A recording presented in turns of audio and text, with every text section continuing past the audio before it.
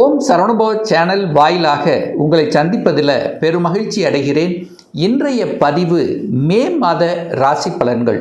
இந்த மே மாதத்தினுடைய கிரக நிலைகளை பார்க்கலாம். அப்படி பார்க்கும்போது மேசத்தில் சூரிய பகவானும் புதன் பகவானும் அமர்ந்திருக்க, ரிஷப மனையில் சுக்கிரன் வீற்றிருக்க, மிதுன மனையில் குரு பகவான் அமர்ந்திருக்க, ராகு பகவான் பார்த்தீங்கன்னா கும்பத்திலும், கேது பகவான் சிம்மத்தில் அமர்ந்திருக்க, சனி பகவானும் செவ்வாயும் 2 கிரகங்கள் மீன மனையில் அமர்ந்திருக்கு.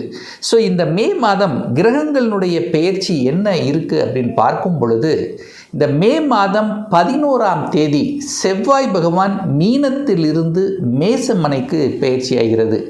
அதே போல் சுக்கிர பகவான் பார்த்திங்கன்னா மே மாதம் 14ஆம் தேதி சுக்கிர பகவான் ரிஷபத்திலிருந்து மிதுன மனைக்கு பெயர்ச்சியாகிறார். அதே போல் சூரிய பகவானும் புதன் பகவானும் பார்த்திங்கன்னா மே மாதம் 15ஆம் தேதி எங்கிருந்து ரிஷப மனைக்கு பெயர்ச்சி ஆகிறது. எங்கே? மேசத்திலிருந்து ரிஷபத்துக்கு. அதே போல் குரு பெயர்ச்சி வாக்கிய கணிதப்படி குரு பகவான் பார்த்திங்கன்னா 26/4 அதாவது 26/5/2026 அன்று மிதுனத்திலிருந்து கடகத்துக்கும், திருக்கணித பஞ்சாங்கப்படி பார்த்திங்கன்னா ஜூன் மாதம் 2ஆம் தேதி பெயர்ச்சி ஆகிறது. ஸோ இந்த கிரக அமைப்புகளை வைத்துக்கொண்டு இந்த மே மாதம் என்ன மாதிரியான பலன்கள், சாதகம் என்ன, பாதகம் என்ன, எதை செய்யலாம், எதை செய்யக்கூடாது, எந்த தெய்வ வழிபாடு செய்தால் இந்த மாதம் நமக்கு நல்லா இருக்கும் என்பதை டீட்டெயிலாக நம்ம பார்க்க போகிறோம். அதற்கு முன்னால் நம்முடைய சேனலை நீங்கள் ஃபஸ்ட்டு டைம் பார்ப்பவர்கள் என்றால் மறக்காமல் சப்ஸ்கிரைப் பண்ணிக்கிங்க. சிம்ம ராசி அன்பர்களே, மே 2026 எப்படி இருக்க போகுது? முதலில் தொழில், வேலை, வியாபாரம் எப்படி இருக்குது இந்த மாதம் மே மாதம் அப்படின்னு பார்க்கும் பொழுது 10ஆம் இடத்தை பார்க்கணும். அந்த 10ஆம் அதிபதியாக இருக்கக்கூடிய சுக்கிர பகவான் ஆட்சி பலத்தோட ஸ்ட்ராங்காக இருக்கார். 10ஆம் அதிபதி வலிமை பெறுகிறதுன்னு அர்த்தம். அப்போ வேலை, தொழில், வியாபாரம் போயிட்டுருக்கும், நல்லதாக இருக்க போகுதுன்னு அர்த்தம். அந்த சுக்கிர பகவான் 10ஆம் அதிபதியான சுக்கிர பகவான் 11ஆம் இடத்துல போய் அமரப்போகிறார். எப்போ அப்படின்னா இந்த மே மாதம் 14ஆம் தேதி. அப்போ குரு சுக்கிரன் இணைவு பெறுகிறது. அப்போ குரு சுக்கிரன் இணைந்து பெறும்போது பொருளாதார மேன்மையை நிச்சயமாக கொடுக்கும். அப்போ 10க்குரியவன் தொழில் ஸ்தானத்தின் அதிபதியான அந்த சுக்கிர பகவான் லாபஸ்தானத்தில் போய் உட்கார்ந்துருக்கார். அப்போது நீங்கள் வேலை, தொழில், வியாபாரம் எதுவாக இருந்தாலும் லாபத்தை நோக்கிய உங்களுடைய செயல்பாடு இருக்கும். அதிலும் வெற்றிகரமாக இருக்கும். லாபம் கண்டிப்பாக இருக்குங்கிறதுல எந்தவித மாற்று கருத்தும் இல்லை. அதே போல உங்கள் ராசிநாதன் என்று சொல்லக்கூடிய சூரிய பகவான் 10ஆம் இடத்தில் வந்து அமர்ந்து கொண்டு திக்பலத்தோட வலிமையாக அமைய போகிறார். எப்போ அப்படின்னா இந்த மே மாதம் 15. இப்போ உங்கள் ராசிநாதன் 9ஆம் இடமான பாக்கியஸ்தானத்தில் மே 14 வரை உச்சபலத்தோட வலிமையாக இருக்கிறார். அப்போ எப்படி இருக்க போகுது? சிம்மத்துக்கு நினைச்சது செய்யலாம். என்ன ஒரே ஒரு பிரச்சனை என்ன அப்படின்னா, சனி செவ்வாய் 2 கிரகங்கள் பாவ கிரகங்கள் 8ஆம் இடத்தில் அமர்ந்து கொண்டு 2ஆம் இடத்தை பார்க்குது, வாக்குஸ்தானத்தை பார்க்குது. டக்குன்னு கோபம் வரும், ஆக்ரோஷம் வரும். அதாவது உங்களை சீண்டுவாங்க அப்படின்னு நம்ம எடுத்துக்கலாம். ஒன்று தொழில், வேலை, வியாபாரம் எங்கே இருந்தாலும் முதலில் கோபம், ஆக்ரோஷத்தை கைவிட வேண்டும். உங்களை டெம்ட் ஏற்றுவாங்க அப்படிங்கிறத ஞாபகத்தில் வைத்து கொண்டு செயல்படுங்கள். மற்றபடி உங்களுக்கு பெரிய பாதிப்பு இல்லை. கோபப்படுத்தி ஆக்ரோஷப்படுத்தி தொழிலில் ஏதாவது ஒரு நெகட்டிவ் செய்யக்கூடிய அமைப்புகள் டக்குன்னு ஒரு டிசிஷன் எடுத்துருவீங்க, இது அல்லது அதுன்னு. அப்போது அது மட்டும் கூடாது. அதே சமயத்தில் வேலையிலையும் பாருங்கள், ஏதாவது உங்களை கோபப்படுத்தி டென்ஷன் படுத்தினா வேலையை டக்குன்னு விட்டுட்டு வெளியில் வந்துடலாம் அப்படிங்கிற எண்ணத்தை கொடுக்கும். அதை மட்டும் கண்டிப்பாக கூடவே கூடாது சிம்மராசி என்பர்கள். ஏன்னா இந்த சிம்மராசி என்பர்களுக்கு இப்போது அஷ்டம சனி நடந்துட்டுருக்கு. அஷ்டம சனி நடக்கும்போது கண்டிப்பாக உங்கள் மனசு, எண்ணம், செயல், சிந்தனைகளில் ஏதாவது ஒரு வகையில் தடுமாற்றத்தையும், எதையாவது நினைத்து கொண்டு ஒரு வருத்தத்தையும், அது நடக்கலை, இது நடக்கலை, பணம் போய் அங்கே நின்றுச்சு, தொழில் சரியாக நடக்கலை, எதையாவது ஒன்று நினைத்து கொண்டு புலம்பிக் கொண்டு இருக்கக்கூடிய தன்மையை நிச்சயமாக அது கொடுக்கும். பட் அதுக்குள்ளே போக வேண்டாம். நெகட்டிவ் என்று உங்கள் மனசு எது படுகிறதோ அதுக்குள்ளே போகாதீங்கன்னு தான் சொல்கிறேன். மற்றபடி இந்த மே மாதம் உங்களுக்கு தொழில் ரீதியில், வேலை ரீதியில், உத்தியோக ரீதியில் நல்ல மாற்றத்தையும் முன்னேற்றத்தை கொடுக்கக்கூடிய ஒரு மாதமாகத்தான் அமைகிறது. ஏன்னா 9, 10, 11 9ஆம் அதிபதியாக இருக்கக்கூடிய செவ்வாய் பகவான், பாக்யாதிபதியாக இருக்கக்கூடிய செவ்வாய் பகவான் இந்த மே மாதம் 11ஆம் தேதி ஆட்சி பலத்தோட ஸ்ட்ராங்காக உட்கார்ந்துருக்கார். ஏன்னா இந்த சிம்மத்துக்கு ராஜயோகாதிபதியான செவ்வாய் பகவான் பாக்யஸ்தானத்தில் ஆட்சி பெற்று அமைவதும், உங்கள் ராசிநாதன் 10ஆம் இடத்துல போய் அமர்ந்து கொண்டு திக்பலத்தோட வலிமையாக இருப்பதும், 10ஆம் அதிபதியாக இருக்கக்கூடிய சுக்கிர பகவான் குருவோடு சேர்ந்து 11ஆம் இடமான லாபஸ்தானத்தில் இருக்கிறது ஒரு அற்புதமான ஒரு அமைப்பு. நல்ல செய்திகள் எந்த அளவுக்கு ஒரு என்ன சொல்கிறது, ஒரு வலி கொடுக்குது, ஒரு வேதனை கொடுக்குதுன்னாலும் பொருளாதார ரீதியில் உயர்வை கொடுக்கக்கூடிய ஒரு நல்ல மாதம் இந்த சிம்மராசி அன்பர்களுக்கு அப்படின்னு எடுத்துக்கலாம். ஒரே விஷயம் என்னன்னா, சனி பகவான் அஷ்டமஸ்தானத்திலிருந்து 2ஆம் இடத்தை பார்க்குறார். குடும்பத்தில் சண்டை சச்சரவுகள் கண்டிப்பாக கூடாது, விட்டு கொடுத்து போகணும். கண்டிப்பாக குடும்பத்தில் கணவன் மனைவிக்குள்ளே நீங்கள் என்னதான் நல்லா செஞ்சாலும் ஒரு சின்ன கருத்து வேறுபாடு, சின்ன சண்டை வராமல், உங்கள் மனசில் சின்ன ஒரு காயப்படுத்தாமல் இருக்கவே இருக்காது. கண்டிப்பாக அது நடந்திருக்கும். அதில் எந்தவித மாற்று கருத்து இல்லை. எதையாவது நினச்சி குடும்பத்தில், வாக்கு விஷயத்தில், பண விஷயத்தில் ஏதாவது ஒரு ஈக்கணை வைக்காமல் கண்டிப்பாக சிம்மத்துக்கு இருக்காது. அது அந்த விஷயத்தில் மட்டும் கவனமாக இருக்கணும். கணவன் மனைவி விட்டு கொடுக்கணும். 3ஆம் நபர்கள் விஷயத்தில் கவனமாக செயல்படணும். 3ஆம் நபர்களை உங்கள் குடும்ப விஷயத்துக்குள்ளே வராமல் பார்த்து கொள்வது சிம்மத்துக்கு நல்லது. அதாவது உங்கள் குடும்பத்தில் உங்களுக்குள்ள பிரச்சனை வருதோ இல்லையோ, 3ஆம் நபர்கள் யாராவது உள்ளே வந்து ஏதாவது ஒரு கிளப்பி விட்டு போயிடுவாங்க. ஸோ இதில் மட்டும் கொஞ்சம் கவனத்தோட நம்பணும். கணவன் ஆக இருந்தால் மனைவியும், மனைவியாக இருந்தால் கணவன் நம்பணும்.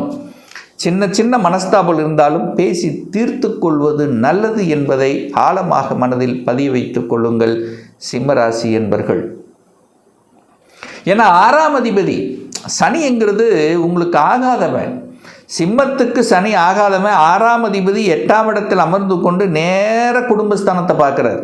குடும்பஸ்தானத்தை பார்க்குறார், வாக்குஸ்தானத்தை பார்க்குது, பணஸ்தானத்தை பார்க்குது, நேராக 10ஆம் இடமான தொழில் ஸ்தானத்தை பார்க்குறார். அப்போ தொழிலில், வேலையில், உத்தியோகத்தில் ஒரு கசப்புணர்வை கொடுக்கக்கூடிய அமைப்பை உருவாக்கிறோம். ஸோ அதுக்கு நீங்கள் இடம் கொடுக்கக்கூடாதுங்கிறது தான் இவ்வளவு நேரம் சொல்கிறேன்.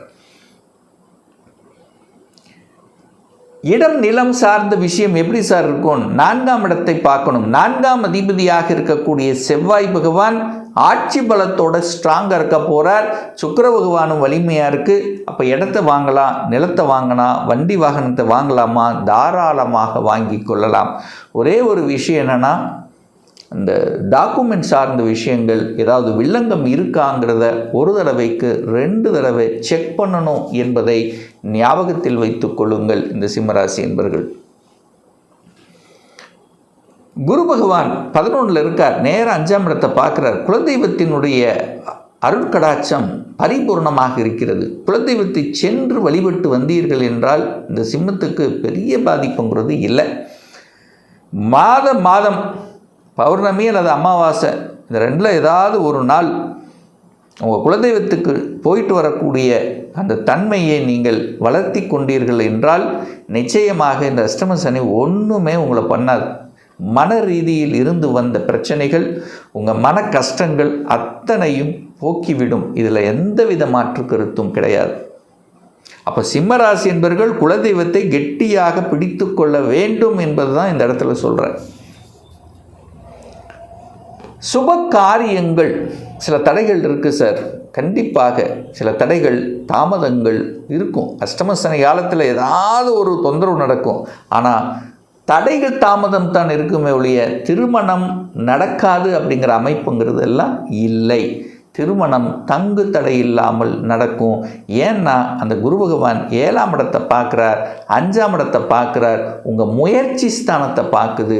அப்போது இந்த மாதம் யோகாதிபதியான செவ்வாய் 9ஆம் இடத்தில் வந்து இருக்கக்கூடிய இந்த மே மாதம் 11ஆம் தேதிக்கு அப்புறம் திருமண விஷயங்கள், சுப காரியங்கள் சம்பந்தப்பட்ட விஷயங்கள் எல்லாமே நல்லபடியாக நடக்கும். 6க்குரியவன் 8ல் போய் இருக்கிறதுனால ஹெல்த்தை கொஞ்சம் கேர் எடுத்துக்கொள்ளணும். சிம்ம ராசி என்பவர்கள் கண்டிப்பாக உங்களுடைய ஹெல்த் விஷயத்தில் அக்கறை எடுத்துக்கணும். அதே சமயத்தில் பார்த்திங்கன்னா கடன் விஷயத்திலும் கவனமாக இருக்கணும். கடன் எங்கே கேட்டாலும் கடன் கொடுக்குறாங்கிறதுக்காக கடனை வளர்த்திடக்கூடாது. கடன் வளர்க்கக்கூடிய தன்மை கொடுக்கறதுனால ஹெல்த் விஷயத்திலும் கடன் விஷயத்திலும் எதிர்ப்பு, பகை, வம்பு, வழக்கு சம்பந்தப்பட்ட எந்த ஒரு நெகட்டிவ் விஷயத்துக்குள்ளே போகக்கூடாது அப்படிங்கிறத ஆழமாக மனதில் பதிய வைத்து கொள்ளுங்கள். ஏன்னா 6ஆம் அதிபதி 8ல் உட்கார்ந்துருக்கார், தனக்கு 3ஆம் இடம் என்று சொல்லக்கூடிய வளர்ச்சி ஸ்தானத்தில் உட்கார்ந்துருக்கு. அப்போ ஈஸியாக கடனை உருவாக்கிறோம், ஈஸியாக வம்பு வழக்கை கொடுத்து விடும், ஈஸியாக அதாவது ஹெல்த் விஷயத்திலும் அக்கறை எடுக்கணும் அப்படிங்கிறத ஞாபகத்தில் வைத்து கொள்ளுங்கள்.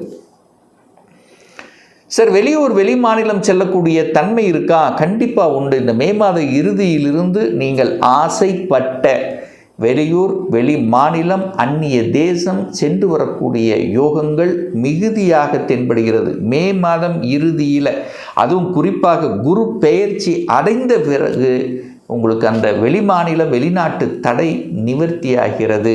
அப்போ வெளிமாநில ஒப்பந்தங்கள் கிடைக்கக்கூடிய தன்மை, வெளிநாட்டில் போய் வேலை பார்க்கக்கூடிய தன்மை, ஸோ இந்த மாதிரியான ஆப்பர்ச்சுனிட்டிகள் கண்டிப்பாக தேடி வரும் இந்த சிம்மராசி அன்பர்களுக்கு. ஆக மொத்தம் இந்த மே மாதம் 9, 10, 11 வலிமையாக இருக்கிறதுனால பொருளாதார விஷயங்கள் ஸ்ட்ராங்காக இருக்க போகுது. வேலை உத்தியோகம் நல்லா இருக்க போகுது. நீங்கள் கோபப்பட்டு கெடுத்துக்கூடாது அப்படிங்கிறத மைண்டில் வச்சுக்கோங்க. கடன் விஷயத்துக்குள்ளே அதிகமாக கடன் தன்னுடைய கெப்பாசிட்டிக்குள்ளே போகக்கூடாது. வாக்கு சரியான முறையில் பிரயோகிக்கணும். இதை மட்டும் வைத்து கொண்டாலே போதும், இனிமையாக கிடக்கும். நல்ல செய்திகள், ஏன்னா பாக்யாதிபதி ஆட்சி பலம் அடைய போகிறார் அல்லவா, சுக்கிரனும் குரு இணைய போகிறது அல்லவா, அப்போது நிச்சயமாக நல்ல செய்திகளை, நல்ல குட் நியூஸ் கொடுக்கக்கூடிய, நல்ல ஒரு இன்ப அதிர்ச்சி தரக்கூடிய ஒரு நல்ல விஷயங்கள் நடக்கக்கூடிய ஒரு மாதமாக இந்த சிம்மத்துக்கு அமையும் என்று சொன்னால் அது மிகையாகாது. இன்னும் ஒரு துல்லிய பலன் உங்களை பற்றி தெரிஞ்சுக்கணும். 2026 சொந்த தொழில் செய்யக்கூடிய கொடுப்பினை இருக்கா, இல்லை வேலை தானா? அப்படி கொடுப்பினை இருக்கக்கூடிய பட்சத்தில் எப்போ நம்ம சொந்த தொழில் செய்யலாம், வேலையில் எப்போ நமக்கு ப்ரொமோஷன் கிடைக்கும், 2026 எப்போ நமக்கு திருமணம் நடக்கும், +2 முடிச்சிட்டேன், எந்த கோர்ஸ் எடுத்து படித்தால் நம்முடைய ஃப்யூச்சர் நன்றாக இருக்கும், எப்போ நான் வீடு கட்டுவேன், எப்போ குழந்தை பாக்கியம் கிடைக்கும், இது போன்ற கேள்விகளுக்கு துல்லியமான பதிலை நம்மால் கூற முடியும். ஒரு பர்சனல் கன்சல்டேஷன் எடுத்துக்கணும், ஒரு சுய ஜாதகம் பார்க்கணும் என்று விருப்பப்படக்கூடிய அன்பர்கள் டிஸ்பிளே தெரியக்கூடிய நம்பருக்கு வாட்ஸ்அப் மூலமாகவோ ஃபோன் கால் மூலமாகவோ தொடர்பு கொண்டு அப்பாயின்மெண்ட் பெற்றுக்கொண்டு நேரடியாகவோ அல்லது ஆன்லைன் மூலமாகவோ கன்சல்டேஷன் எடுத்துக்கலாம். நம்மளுடைய அலுவலகம் கோயம்புத்தூரில் அமைந்துள்ளது. அதாவது கோயம்புத்தூரிலிருந்து மேட்டுப்பாளையம் செல்லும் வழியில் வெள்ளக்கிணர் பிரிவு அன்னபூர்ணா ஹோட்டலுக்கு பக்கத்தில் அமைந்துள்ளது. பிரியர் அப்பாயின்மெண்ட் வாங்கிட்டு நேரடியாக கன்சல்டேஷன் எடுத்துக்கலாம். நிச்சயமாக இந்த பதிவு ஏதாவது ஒரு ரூபத்தில் உங்களுக்கு யூஸ்ஃபுல்லாக இருக்குங்கிறதுல எந்தவித மாற்று கருத்தும் கிடையாது. மீண்டும் ஒரு நல்ல பதிவில் உங்களை சந்திக்கும் வரை உங்களிடமிருந்து விடை பெறுவது உங்கள் அஸ்ட்ராலஜர் டாக்டர் சதீஷ்.